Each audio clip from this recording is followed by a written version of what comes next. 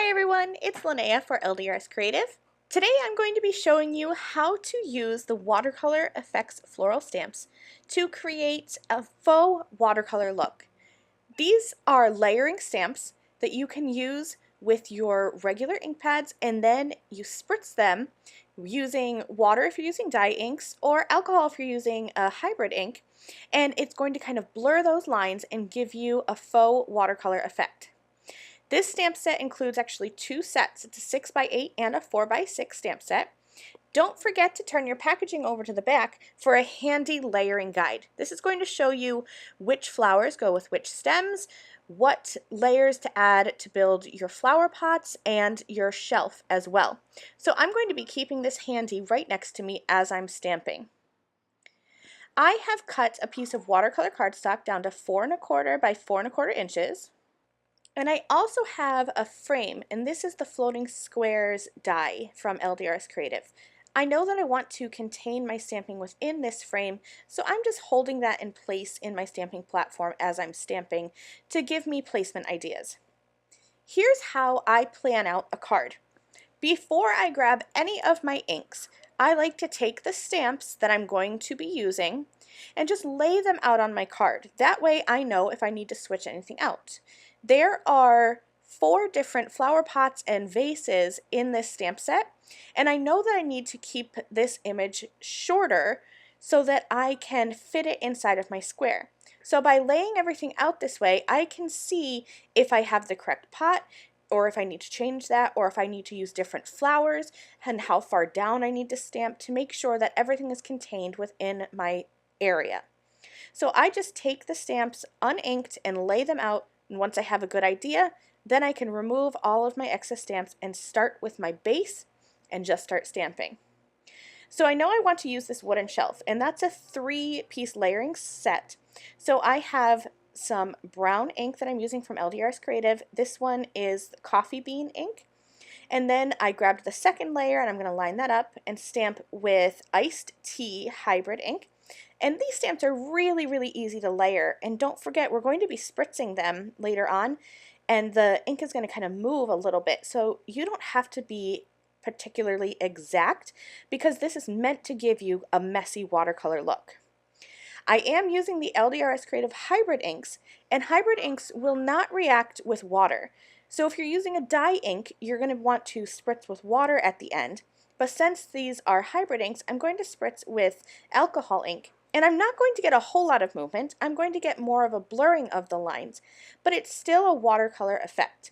And I will have another video on the YouTube channel using a watercolor based ink. So if you want to see the difference there, don't forget to check out that video. So I've just gone ahead, I have layered up the shelf and my flower pot, and now I'm going to build my florals. I love this trailing vine. I stamped that with a green ink, and then I've layered the flowers over the top. And again, don't forget about that layering guide that's on the back of your stamp packaging. It really is a lifesaver to look at that and then know immediately which stamps line up where. I wanted to fill in the left side of my flower pot, so I have some green stem and then just some yellow flowers. Here's where the watercolor effect is going to come into play. I have a spritz bottle, and I have a high concentration of alcohol. It's 90% isopropyl alcohol, 90 or 92%. And I just sprayed that a couple times, probably 5 or 6 times, to really get that ink moving. And you can see that ink is no longer a crisp stamped image. The ink starts to move and flow. And if you need it to move a little bit more, grab a paintbrush and just kind of move that, dab that over the lines. And just like that, I went from a crisp stamped layered look to a faux watercolor look, and with no effort at all. I do love watercoloring, but I'm not good at free-form floral watercolors. So this is a great way to mimic that look and get that effect without any effort at all. I'm adding a sentiment up near the top right-hand corner, and then I'm going to glue that gold frame in place. After that, I'm going to start working on the card base. I'm going to be creating a 5x7 card. So I have a 5x7 panel here, and I've grabbed an LDRS Creative stencil, and my stencil is only 6x6. So I will need to kind of stretch the stencil, which is okay because this is a repeating pattern. I'm using both pink and yellow ink on my stencil, and I'm just adding some color, but I'm not going all the way up to the edge. You can see I'm leaving some space there. That's so that I can pick up the stencil once I'm done ink blending, shift it over, and then add more ink. And since this is a repeating pattern and I'm not going all the way to the edge, I'm not going to get a harsh line. I'm going to be able to completely cover this panel. Now I did cut that right in half. It was a 5x7 panel, so I cut it in half at 3.5 inches, and that's going to give me 2 panels. I'm creating an A7 gatefold card, which you can do easily with 12x12 cardstock, but I don't really use a lot of 12x12 cardstock, so I only had 8.5x11 white cardstock. So here's my little trick. I cut 3 panels at 5x7 inches.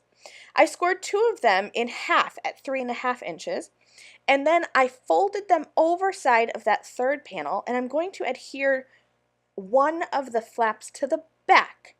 That way I have a gatefold in the front, and then I cut a 4th panel at 5x7 and glued it all over the back of that card so that it covers up those fold lines that are meeting in the back.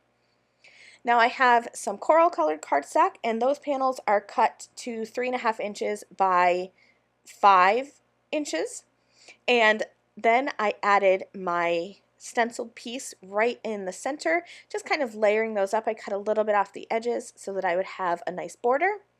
And then I'm going to grab my stamped panel. I'm going to add foam tape only on one side. It doesn't matter which side, just pick a side. I happen to like the left-hand side, so I added my foam tape to the left, and then I have that panel adhered on the left, and it's going to allow this card to open up like a gate. I did add some coral cardstock to the inside of my card just to finish that off and give it a nice finishing edge, and this is complete. I hope you love this Watercolor Effects Floral Stamp set as much as I do. Thanks so much for watching, and I'll see you soon. Bye!